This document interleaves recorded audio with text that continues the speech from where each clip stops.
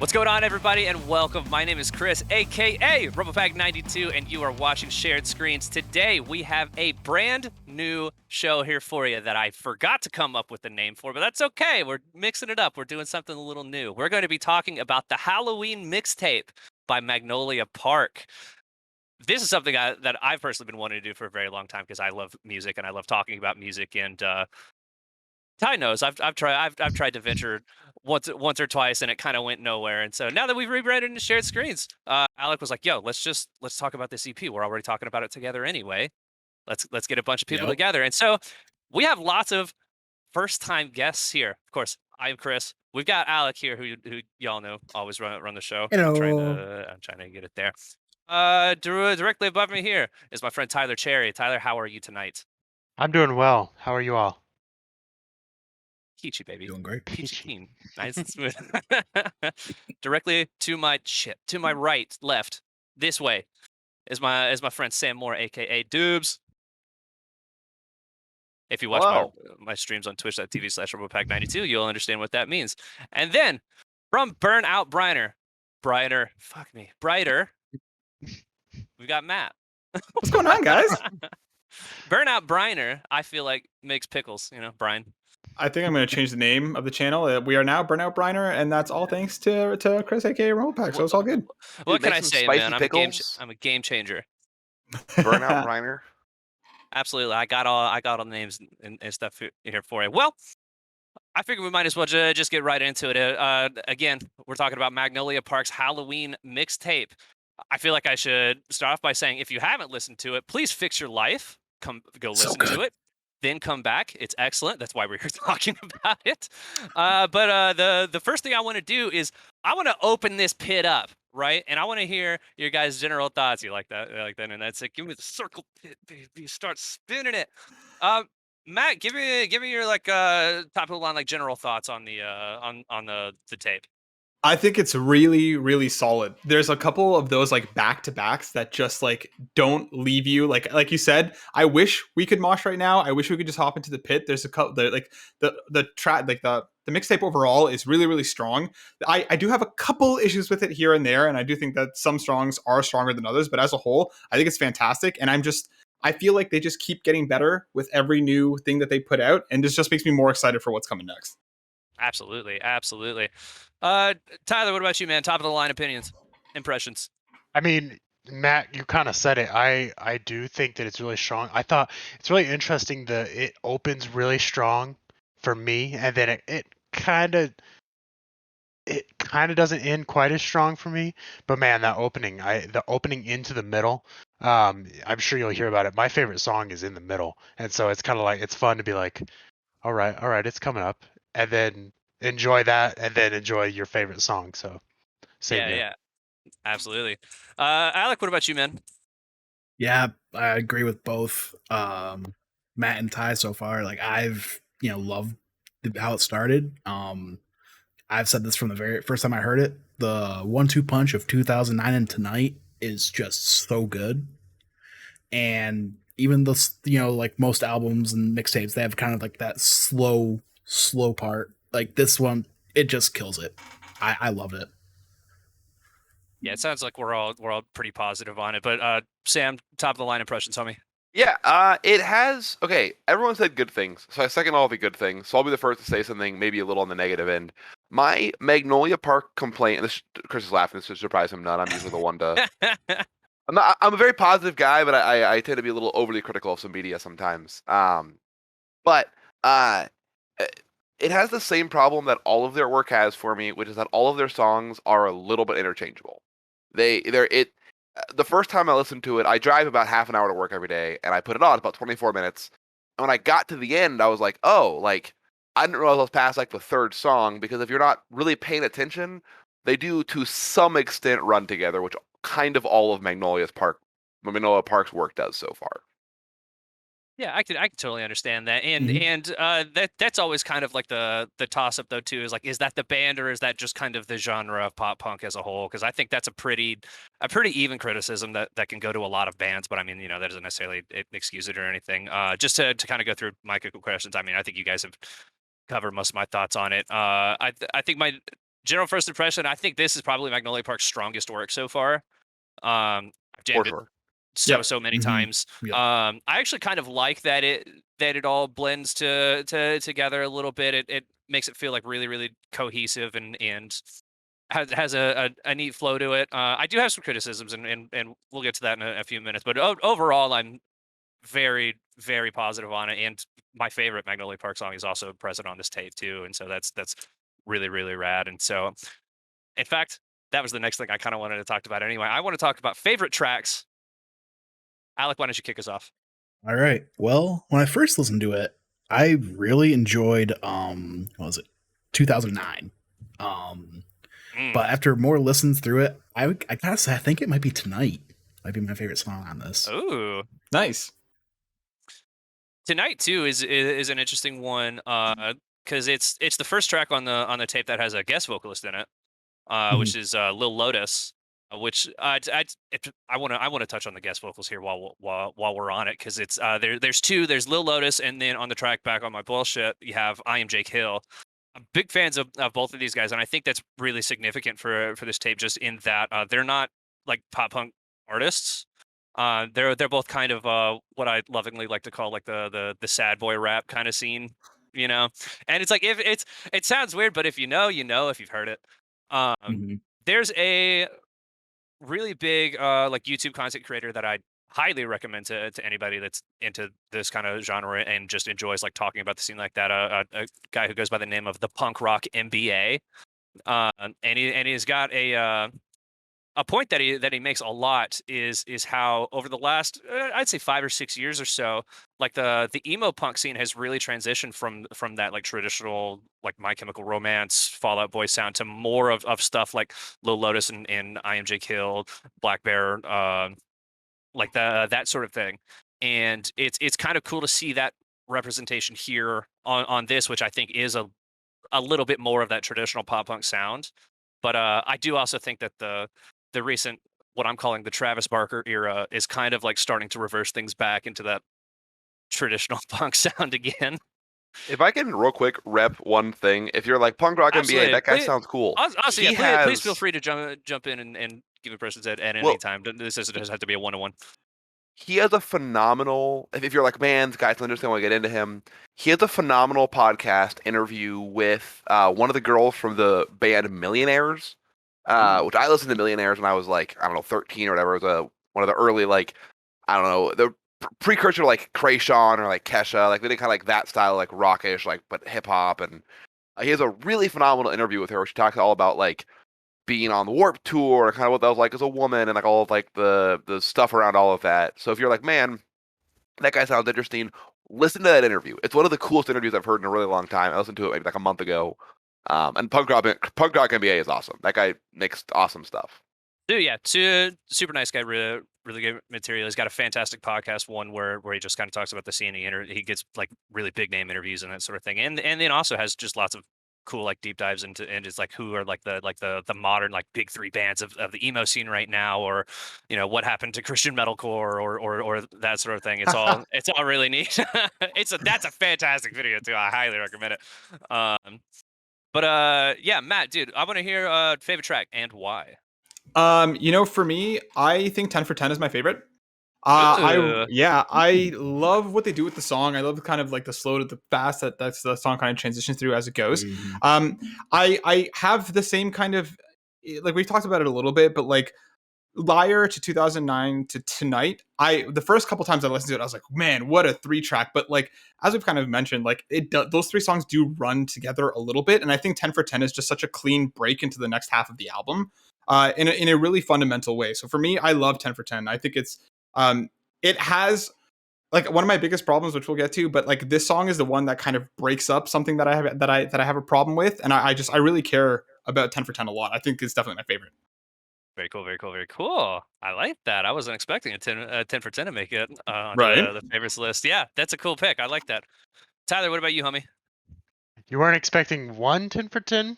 Because Dude, 10 now for you got 10. 10. Yeah. Oh, Let's go. So, 10 for Nice. 2 on 10 for 10.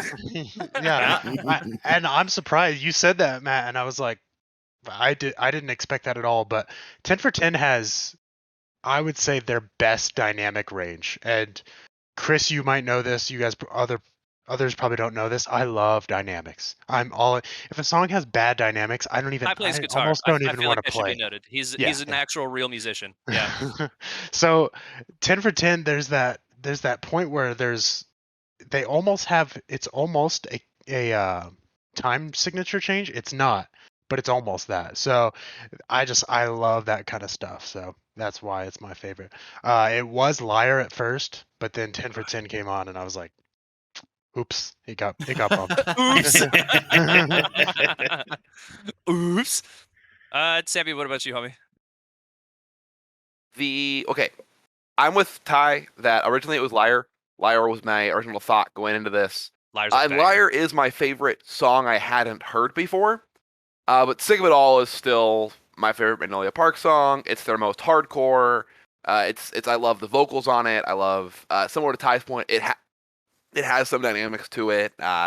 It feels a little out of place on this mixtape, and it kind of feels like the classic thing where an artist makes a song that's popular and then drops a work, like a year later and just throws the popular song on there so they can put on the album cover. Features, Sick of It All, features, whatever. Right. Like it is tonally different from the rest of the mixtape and lyrically a little bit different from the rest of the mixtape, but it's their best song in my opinion. But of original songs to the mixtape, for sure, Liar for me.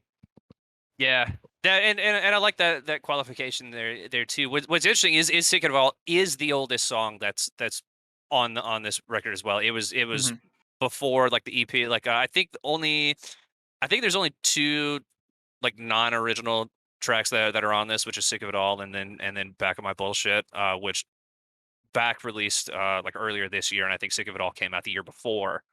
So does anyone know, did they re-record Sick of It All for this, or is it the same recording? I actually don't know. To me, it sounds like the same recording. On Spotify, it's the same.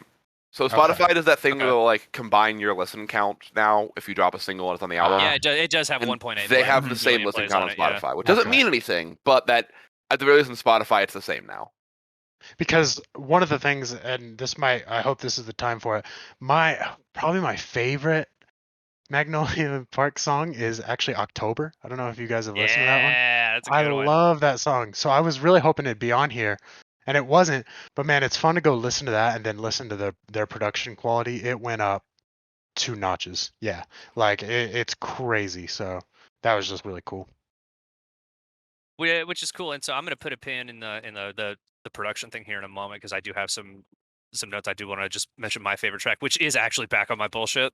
Nice. I know that's that, and I might take the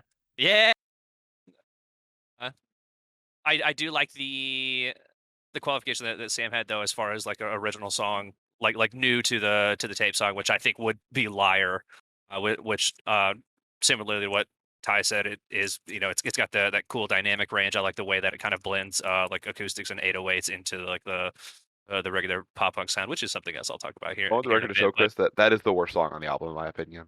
Back on My Shut Bullshit. up. I think it's the worst song on the album. I hate you, dude. Of course I'm you with do. you, Oh Sam. my god, bro. It's the only song on the album that I genuinely am like, I don't like it very much. Mm-hmm. Now, see that's not only my favorite song on this tape; it's my favorite Magnolia Park song. Okay. Man. Yeah, I think it's their best one, but it's like you also got to understand, and I mean, I think most of you guys probably know this too. Like 95% of what I listen to is like punk and metalcore, and what really gets me is if you want me to like a song, make it hella upbeat. Give me a huge chorus, right, and then maybe like a cool little dynamic or dynamic change or tempo change, which the second verse does with I Am Jake Hill. I really really like that. The band drops out and you get this cool 808s with I Am Jake Hill. It's very like his influence as like one of the sad boy rappers kind of things, and I think it all blends together super super well. Yeah, I agree with you, actually. I think that's one of the more interesting parts on the album, just because they do shake it up a bit, especially like we said, with the front half of the album being a little samey. I do enjoy a bit of a shake up. And I agree. I think they make it work well. It's fun listening to it. Also, the music video is dope. They shoot in a skate park. It's the most classic like pop punk thing that you can get. It's sick. Isn't Sick of a Hill video also in a skate park? Sick of It All? No, that one's they're in like a mental institution. Why do I think that was in a skate park? That's about I right. don't know. Yeah, they all got like the Yeah, outfits you're and right. stuff, It and is. It is. they're like crushing watermelons and stuff. That's a sick music video too, though. I know I kind of stole it from you, but round us out on the favorite tracks, homie. You started off with me. Did I? Am I losing my Yes. mind? I said bit. Tonight was my favorite. Yeah. We did talk about that. I am actually losing my mind. Okay, perfect. Well, It begins and ends with Alec. as As all it should things, be. as all things do here. I don't like that. I don't like that. Too bad. It's already happened. So I do want to kind of circle back around to your point, Ty, on the production value, because I thought it was really interesting that they dropped this as and titled it like the Halloween mixtape. Mixtapes are not typically something you really see in the punk scene. That's it's very much I think like considered like derived from hip hop culture, which is really cool. And I know Sam's a big hip hop fan, and so he's like, yeah. Yeah. And while I think you could typically tell like the differences between a mixtape and an album, I did kind of want to get into that because I found it really interesting. And so I found a couple sources. The first one that popped up was Vice, so I immediately clicked off of that. Um, if you know, you know. But artistshortcut.com kind of describes it as they say the short version is that mixtapes in today's music industry are basically a compilation of songs, whereas an album is typically a higher quality, more structured story. The idea is that at least like the pre-digital era, mixtapes were things that you could kind of make for free. Like most artists would either make that with a friend who has some equipment or some stuff that you bought yourself. You write it all for there, and it's typically considered to be like the most genuine like expression of that artist and as well. It's like I wrote this, we recorded it. Sometimes it's just a collection of songs, like we had all these singles and just kind of threw them on there like that sort of thing. And it's just completely different thing. Whereas albums, again, pre-digital era, were like, okay, we're gonna go spend a lot of money to go to a studio.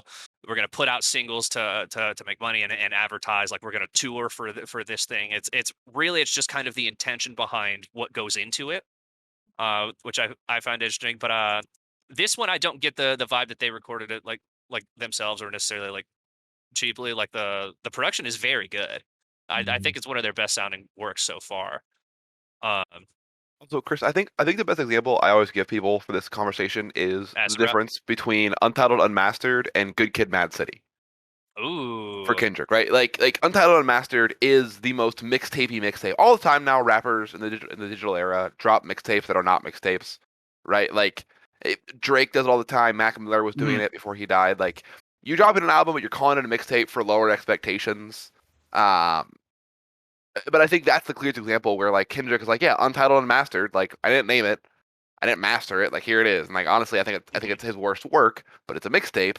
Then you have Good Kid or Damn or To Pimp a Butterfly that are albums that tell a cohesive story start to finish. Mhm. Now I think that's the best way. Now, like I think you're about to get into digital media has like changed that quite a bit.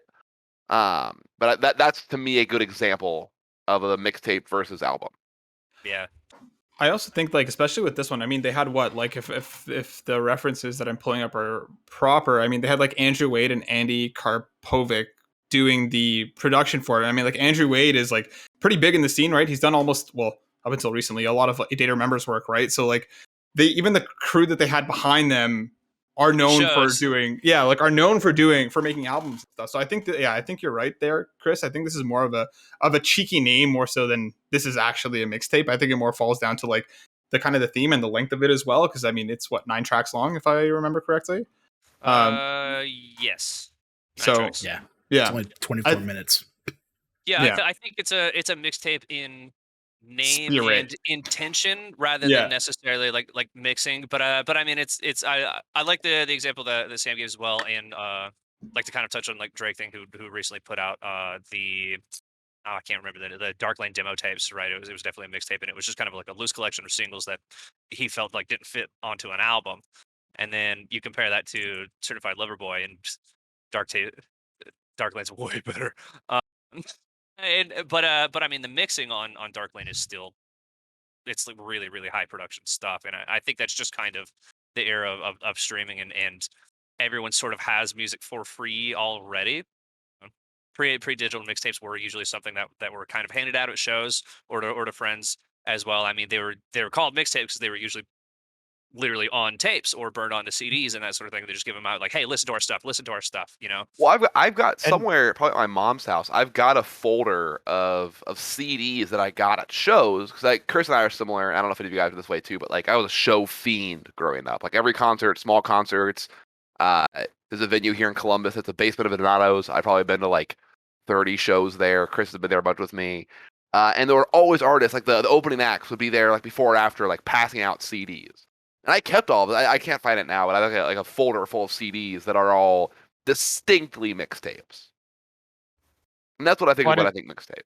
I think it's really interesting too to just kind of point out like the era that we're in for songwriting as well, because I can write a song with my computer. I don't really need a guitar. I don't need a drum set at all. So like this idea that like, oh, this is unmastered. Is it really though? Because I can go master something right now. I might not be great at it, but I'm gonna pull a band out here that you guys may or may not know, Periphery. They do a lot of their own work. Their guitarist Misha Mansour does so much of their mastering, and then they send it over to their other guy who masters it, and they've got another guy who then mixes. So like we're living in an era where you don't have to go to a studio like you did, however long ago it was, to be like, oh, here's this album. Now you can do it. And frankly, if you can get somebody to publish it on Spotify, it can go big. And so I think that's another reason we're getting this kind of in between like production here. Well, Not I that love these you brought it guys up. did that, but Well, I love you brought that up too, Tyler. Like I think the highest profile recent one I can think of is 21 Pilots did their whole recent album, if I remember correctly, in Tyler Joseph's like home recording studio, which he built. He has a whole complex he built northeast of Columbus. I believe that one was also still mastered by the same guy who did Trench as well. Yeah. One of the guys from who is it, Me Without You? Somebody like that. Hold on. But that's where, like, to Tyler's point, though, like the whole recording process has changed. I remember when Arcade Yeah. Fire won the Grammy. What was it, Arcade Fire? I think it was no, Foo Fighters won the best album of the year, and it was a huge deal. They recorded it at home. I remember like they talked about it on like the Post show, and I read articles about it. Like this big deal that the Foo Fighters recorded their Grammy-winning album at home. And now I feel like every other album that I listened to was recorded at home. Well, That that whole- and like, I mean, that was how Billie Eilish got off too. Her brother recorded everything. Like, yeah. and that's the thing too. I mean, like accessibility wise as well. Like you can get a good to great mic for what $100 to $200 nowadays. Like you don't need to have top of the line equipment that only a recording studio will have. You can make it something sound pretty good at home with equipment that you can pick up at a Walmart if you really wanted to, right? Like even in that way, it's become a lot more accessible price wise. Yeah, it's really cool, and I like that we're starting to see like this conversation sort of in the punk scene as well, because there's something about the word mixtape that feels very it conjures imagery of like a DIY movement, right? Like I'm Like doing it at grungy. home, like Yeah. exactly. And I mean, what is punk if not very inherently like, or at least traditionally DIY? Like I mean, it's very anti-establishment. I don't need to pay these big wigs to make my money. I can do it myself. Like You got although like a front yard on concert, and yeah, exactly. I'm gonna go play this in somebody's basement. I'm gonna hand out these tapes that I physically made, and do all that. And so it's cool to see that vibe kind of making its way back into the punk scene again. Which and I mean, I'm not partial to one either way. I think good music is good music either way. But it's interesting to think about. I think, although it is copywritten under Epitaph Records on Spotify, so I don't. I get the feeling that because like Sick of It All and Back of My Bullshit are on there, which were songs that they recorded previously before doing this one. I'm gonna assume they probably recorded it with a few different people, a few different places, which is actually more common than I think the general audiences might realize. Most artists don't go in and knock out an Well, entire album. I'll throw another recent one out there. They're kind of another up and coming in the metalcore scene, Spirit Box. Their drummer is in the US and the rest of them are in Canada. They actually didn't even meet till like halfway through it, so you don't have to be in the same place at all. Yeah, I think they've been making music together for like 2 or 3 years before they played their first show together. Like, Right. Isn't that I think- crazy? I will say one of the things, and this is, I guess, maybe a little off topic to the actual mixtape, but one of the things that I guess I'll be the old boomer here that I don't love about kind of the digital media distribution and creation process is it has given platform to a lot of like just bad artists who get a follow. Like Fair. SoundCloud has been a huge part of that. Maybe a bad opinion, but I am Jake Hill. I don't like him very much. I think his music's bad, if I'm being honest. And I think the majority of that genre isn't very good. The highlights of the sad boy rap genre, you got like your Nothing Nowheres, Baby Jakey, and some others like make some really good stuff. But a lot of them are very clearly like I think of the guy who the Deathbed Coffee for My Head guy. Like if you listen to other stuff like Paofu, I think. yeah, like, and this is like nothing. I'm sure he's a perfectly fine person. Nothing against him, but I've listened to pretty much all of his music, and it needs a little something more.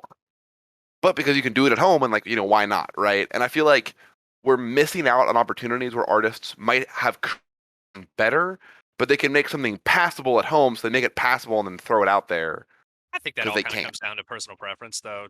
Too. That's I fair. mean, I mean, some people like the really lo-fi. I made this in my garage kind of sound. There's whole scenes behind that sort of thing. It's not for me, but I like kind of a halfway point between super highly produced and then also I recorded this at home, which is kind of where the pop punk and metalcore scenes sit these days. Is like 1 foot in, 1 foot out.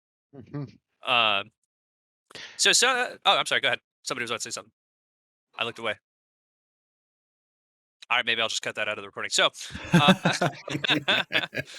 something else that I wanted to kind of touch on, because this is a very contentious topic in the pop punk and metalcore scenes right now, which is that traditional versus new wave kind of sound.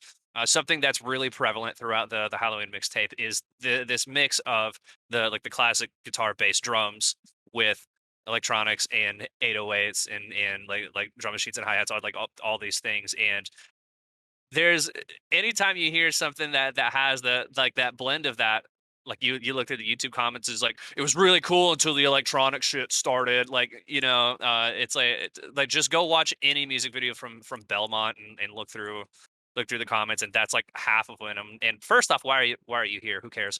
But secondly, it's like thank you for voicing your opinion, I guess. But secondly, it's like how did you guys feel about that being here? Like some people I think are afraid that the sad boy rap scene might kind of take over the punk genre or whatever, or that the old sound is kind of dying. I think personally, I think they found like this really really good mix of that to where it never felt out of place. But I'm curious to hear your guys' thoughts on it. Personally for me, I love it. I love it when, a lot of the pop punk acts, especially because again, pop punk, when you boil it down, can get very formulaic. You'll work in the same kind of chord structure. You'll work in the same kind of song structure. And I totally don't mind when bands like to play with it. Like, why not let them play within that wheelhouse? Bring in other aspects of different music. I mean, like, you've had stuff like 303 and Katy Perry on Warped Tour right alongside the pop punk legends. It's why not let each other borrow from that? And I don't know, for the people who are looking for that die-hard, this is the sound from 20 years ago and this is all it's ever going to be, there's plenty of bands who are still doing that. Go interact with that. For a lot of younger audiences or for people who are looking for something new, I don't really see a problem with it. I love it when they do that stuff. I think it makes it interesting. Yeah, I mean, me and Matt, I think you brought two people with the same opinion on, but that's fine. It's funny because I get bored by that kind of stuff where it's, you've got your 1, 3, 5 and that's it. And you go through a chorus and then you palm mute it and do the verse with that. And like, that is for some people. Some people really enjoy that. But when that 808 comes in, or when those like hi-hats that have been doubled and tripled come in, I think that's really fun. It mixes a genre that I enjoy with a genre that I've always enjoyed with pop punk. And I think that you get something new out of it. And I think that was something that Magnolia Park really wanted to do. Is they said, they wanted to mix these genres. They wanted to be an infusion and to bring diversity in more than one way to this genre. And I think that's a really cool kind of duality that they bring to this. So all that said, I love it. I think it sounds great. I mean, I always just think back to like when ADTR was blowing up and how many people were pissed about them fusing kind of, the metal with the pop punk. And again, they have people who still hate on them for the same shit to this day and age. I mean, I don't know. Which is so funny because they're so poppy now. Right? I know. remember somebody described it somehow as like it's like if Suicide Silence met Fallout Boy, and I was like, that's so Yeah. wrong. It's hilarious, but but like okay, Right. uh, but yeah, I think people are always kind of versed to change as well. Like to kind of take it even a little further back. Like I remember when Spencer Chamberlain joined Under Oath, and I lived in Florida at the time where Under Oath is from, and people were like, "This isn't my Under Oath. This sucks. It's different," It's because my they underoath. changed their sound completely. It's the best Under Oath. It's the But best under I always Sam, feel Alec, bad how do you guys for feel on it? I feel bad for artists who, like 21 Pilots did a good job of this. And some other artists that you'll see where they'll do vastly different sounds, almost even different genres, like album to album. And I always Bring feel the bad horizon. for them from like I was thinking a band that Chris, you and I like their older stuff, but their newer stuff we're meh on is Memphis Mayfire, right? And Hey, I their new feel singles for are them, hot, but I'm with you. but I feel for them where like maybe they just got bored doing their other genre and they changed. Everyone's like they suck now, and they didn't like their new stuff as much, right? But like they're an example of someone who did go more pop. But it is hard. Like, but I think Matt. I don't know, how if you're musical at all, but I know Ty and Chris and I have all play instruments and have done all of that. And I don't know if you either, Alec, but I think when you've been in that process where like you have actually like played a song before, like you get bored doing the same thing, right? I'm not even a very good musician. I play bass guitar and trombone. Like I'm not a great musician, but I get bored playing the same style over and over again and again and again. So like, but I don't know how you balance that as an artist, right? What if Magnolia Park goes really like into the hip hop side of things? How many of their fans Yeah. are going to be like, oh, right? Oh, a lot. It's hard. It's guaranteed a lot of them. Well, and I think it's interesting because a lot of them would do that, and at the same time, it would be kind of like weird because you're like, oh, this isn't the band that I got into, but you're saying a really great thing here, Sam, in that it is get boring playing that 1-3-5 over and over again, and like, your music taste change. I did not like hip hop as a kid, I even didn't either. into my teenage year, Same. and I love it now. Like I can't really get enough of it. So I could see if I was a musician, I'd be putting that stuff in all over the place, and people were like, what is wrong with you? Stick to metal, you weirdo." Well, You know. I mean, look at one of the biggest examples of the opposite now. Machine Gun Kelly. I mean, Eminem bodied him so hard out of the rap scene that he's now making pop punk, right? He Like switched it's genres, bro. He couldn't rap and anymore, yeah, man. he was done. And it's like, I think his style of pop punk is good. It's fine. I'd like there's a lot of people who are like, he's Fine. going to be the reason why pop punk is mainstream again. I wouldn't go that far. I don't think he's doing anything creatively incredible, but it's fun to listen to. And if it brings more people into the genre, why not? He is the reason it's mainstream again. I was supposed to, yeah. I think there's definitely an argument there, and the way that this sort of applies to Magnolia Park as well. Though is like I Mhm. don't think Machine Gun Kelly is doing anything new at all. No. Like it's really cookie cutter. It's really basic. I feel that vapid. I think is a good word for it. But it's also fun and enjoyable, and it's fine. Also, I mean Travis Barker plays on it, so I mean it was Obviously. gonna at least sound good. I don't care that he's just oversaturating the genre right now. I love Travis Barker as a drummer. I play drums. I've always looked up to Travis. So, um, but then you do have like the same kind of instance of Machine Gun Kelly doing a similar thing with the 808s and hi hats and electronic bass and these things in his songs as Mhm. well. I don't think they mesh together quite as well as Magnolia Park has done. It feels a little slapped together on Machine Gun Kelly's stuff, and this blends super well to the point where you kind of don't notice in the Halloween mixtape. It's real seamless. It's real fluid. But I do think that we're starting to see again. It's really prevalent coming out of like all the like the sad boy artists and stuff of like that switch back to like a more traditional punk sound becoming mainstream again. And I do think Machine Gun Kelly has a lot to do with that. Man, I'm looking right now I on don't like think he's as good as Magnolia Park though. Spotify numbers aren't everything, but I'm looking at the Spotify numbers. I tried to do the Google like search history thing over time. I don't know how to find that, but Google I Trends. guarantee it's gone up. But Mhm. Machine Gun Kelly, by metrics of hundreds of millions of listens, his pop punk is more popular than his hip hop. And Because I it's feel better. I've Yeah. been listening to his stuff since his Lace Up mixtape he dropped in like '08 or whatever. I've been listening to Machine Gun Kelly literally his whole career. Because he's from Cleveland, I'm from Ohio. Like I Yeah. love Machine Gun Mhm. Kelly. It's a hometown thing. But like it's wild to me that he is. A lot of people only know him as the pop punk guy, and now as what's her face's boyfriend, Megan Fox. Pickle Performance, yeah. I have that muted on Twitter. I couldn't take it anymore. It's like, I'm done. I don't care. Well, one more thing that I kind of wanted to touch on, just as far That's as real, like, real quick. yeah, just go ahead, I'd Alex. say, Go ahead. I'm a simple man. I work a 9 to 5 job, so I like to listen to music or podcasts when I'm working. So you give me something with a good beat, I like it. So I don't mind the hip hop, the kind of the fusion of that. So that's my And I take. love that about you too, Alec, because I know I can just send you whatever I'm listening to right now, and Alec will probably vibe with it. Yep. What's really that's fun about this Just give me a panel good beat. is that all four of you are kind of have experienced the phenomena of me just being like, yo, you have to listen to this. I send all was of you guys music. Literally Magnolia Love Park it. for me. That was literally it, like just him yelling at me for just listen to them. I screamed at Alec and listened to them for like a month. And it swings so far from me being like, yo, this is sick, to, I'm sorry, what are you doing? You're like, you listen to what?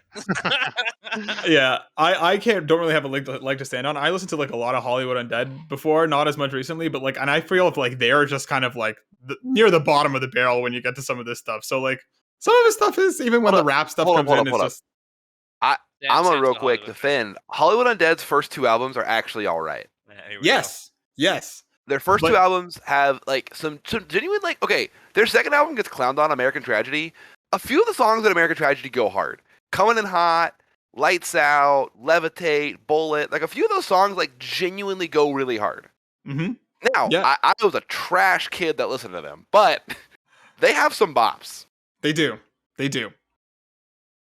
Anyway. I know a buddy, when I was in high school, I had a buddy pull up to a stoplight playing Everywhere I Go by Hollywood Undead and got a girl's number from him. Now, I told him, that's never the call first her. and last time that happened. That's not the kind of person you want to call. Don't call her. That's But a First glitch and last time that ever happened, yeah. Awesome.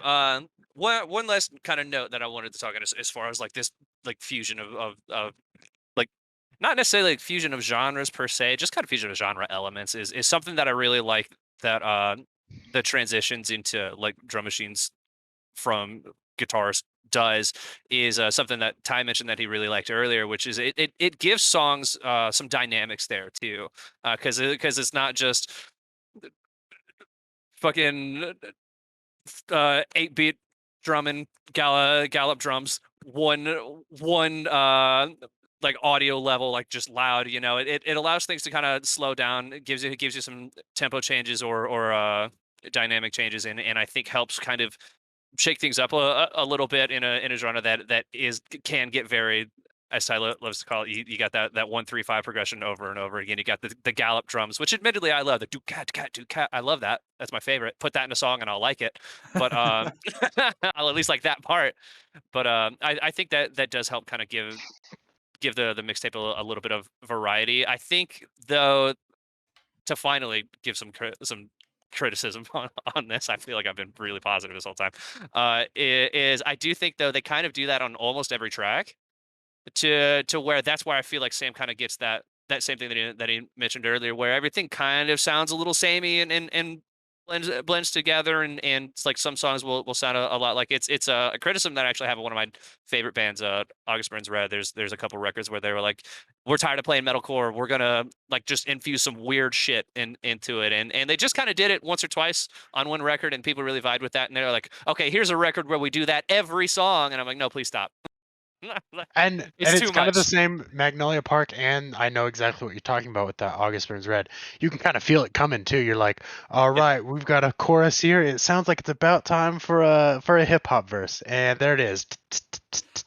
Yeah. And it's fine. I enjoy that, but I I forget think it only who being 9 mentioned it. tracks kind of helps keep that from feeling too repetitive, though. Yeah. See, the thing that bothers me about the most about this album, and it's gone to the point now where, like, after listening to it a bunch, especially prepping for this, it takes me out of the experience every time, where 6 out of the 9 songs have "die," "dead," or "dying" as one of the main hooks in the chorus. And It's a it's like, lot of them. and it's like, and it's Yeah. back to back to back to back. So like 10 for 10 at least switches it up into dead instead of die or dying. But like that sameness permeates even through the lyricism throughout Halloween Mixtape, and it kind of that it just stays in my head now, where it's just like, oh, okay, where is dead, dying, or dying? Oh, there it is, and like it now stands out more that it's not there than on the tracks that it is. And like I said, 6 out of 9, 66%, pretty much, almost, or whatever. I'm not good at math.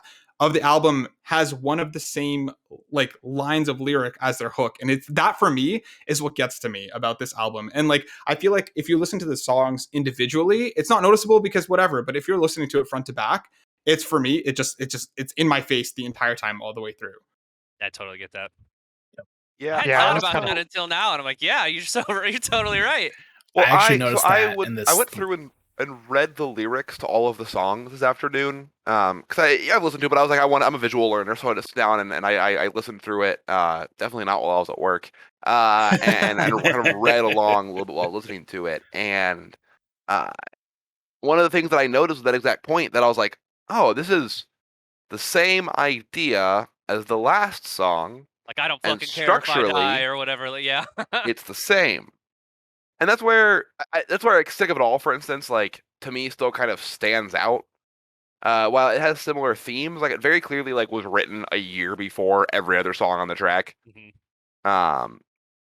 And it's one of those tracks that, like, when you read the lyrics of this album, I want to like sit down with him and be like, It's sad. are you I was- okay? I Like, was do we gonna need say the to? same thing. Mhm. Yeah. It's some sad boy shit for sure.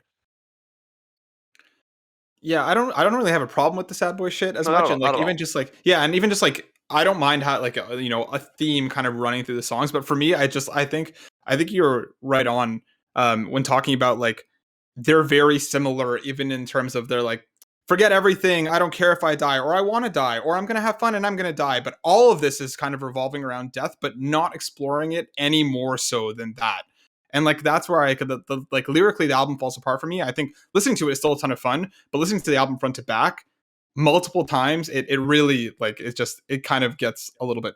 It needs that one slow, like, deep dive song. The only album I can think off the top of my head, I know only Chris is listening to this, but there's a local band here called Wait for the Day. They're a metalcore band, and they made an album. It's a phenomenal album. And the second to last track on the album is not metalcore. It's all clean vocals, and it's this deep dive into the singer wrote it about when his friend committed suicide. And it's this deep dive, and that death is the main theme of the whole album. But they have one song towards the end that deep dives into that theme and explores it in a way. It needs that if it means a lot to you track. Like, Yeah, and I'm sure you do, like, the they Dead never River hit reference, that. The song itself is called Album of the Sun Will Drown. The song is Terminal. If you only listen to that song, I can't recommend it highly enough, but they never got that here far. To your point, Matt, I feel like this whole mixtape was building to something. I think Kids Like Us gets pretty close. It's got that sort of slower, like huge build up, like last song on a pop punk record kind of deal. But yeah, it does kind of feel like it falls a little short. Yeah, Kids Like Us for me is the worst song on the album. It's my least Oh. favorite. I think it just doesn't live up to the hype of the closer. And like I feel like in Pop Punk you have two very different kind of closers. You have like the loud in your face, or you have kind of the slower, like, I just want to sell at my funeral kind of tracks that just, like they're slower, but they also hit you in the face. Kids Like Us for me, I think is just, it's the least interesting song of the bunch. And I just don't think it closes out the album. Like every time I finish listening to it, like some Spotify or listening to us, I'm like, oh wait, the album's finished. And it's one of those like, oh wait, what kind of moments. I'm just There- gonna let there's- Matt like. That's how I feel exactly. Thank you, It's the Ty. same. There's a phenomenal critique I've heard of J. Cole that if he were to write a song about wanting a bicycle as a kid, it would be called Bicycles with a Z, and the hook would be something like, I wanted a bicycle, now I got one, right? And this album kind of does that same thing. I'm looking at the lyrics right now for Kids Like Us, right? And to your point, I think they're trying to have it be that tied all together track. But the final like lines are, if you're anything like me, struggling to be happy, all we think about is just dying. And they repeat that a couple times. And it's like, yeah, you've been saying that for the last 8 songs. Expound upon that. Mm-hmm. I was gonna mention my band Under Oath. Chris has already brought them up once, because it's really interesting to think that this is Magnolia Park's first like. Did they have a full length before this, or is this kind of their first full length? They do not. Allow me to double check. I know they have an EP. They don't do. have a and full they have length. an I was looking EP. this. Yep. So- this is their first full length. Yep. The thought that I had was I went and saw Under Oath in 2019, and they have Brag their latest album called Erase Me is kind of one of their weaker albums, but there's a song on there called I Gave Up, and the two lead singers talked about the story behind it, and it's exactly what you guys are saying. It was about how Spencer Chamberlain was addicted to drugs, and Aaron pulled him out of that, and they went deeper into it, saying that their Christian label was kind of forcing them into this box that they were in. And I'm not saying that's happening to Magnolia Park, but it is their first album, and to say that they're not thinking of this as a narrative overall is not really that surprising, because writing is hard. Like Frank, It's also true to mixtape and not an album. Like despite it all kind of having like a pretty consistent theme and sound, it's not necessarily a story here. It is just like kind of like this is us, this is our sound, this is our music, and just putting it out and releasing it. I think that's why I kind of give that a little bit more leeway as far as like the closer. It's like, look, this is kind of just a collection of their songs. Yeah, I think it's really cool that it does kind of have like a pretty consistent tone, but It's that like is reading- something to keep in mind. it's like reading a book of collected short stories as opposed to one long Brandon Novel. Sanderson novel. Yeah. Yeah, Well said. it's a great way to put it. One long Brandon Sanderson novel. Oh my Heck god, yeah. you nerds! Awesome. So I just did. I think we're getting pretty close on time. But before we wrap up, though, I did also want to kind of shout out again something else that Tyler brought up when we were talking about music diversity. He mentioned that Magnolia Park does a great way of bringing diversity to the pop punk scene in more way than one. And this just kind of feels like something that I wanted to say. Punk music came from Black culture, and I see bands like Action Adventure and Magnolia Park and a bunch of these others like getting a lot of shit for being Black artists in the punk scene, and like, what the fuck? Like, these are the people that made it. I don't know when punk became a whites only thing. That feels very anti-punk to kind of try and label things like that. And so I just want to give Magnolia Park for being like, fuck it, like, who cares? Like, we're gonna make music, and that's awesome, and they're really, really great. And so I feel like it had to be touched on, right? Like, they're too Shout out to good. They're them. too good not to Mhm. not to mention it. But thank you guys so much for watching and listening today. Thank you all so much for being here. This was a lot of fun. If you, the viewer, enjoyed this, please follow us on Twitter at shared_screens and let us know. Comment on this video on YouTube if you like this, because if you did, we'll do more, baby. I love you all. Thank you so much for watching. We'll see you again soon.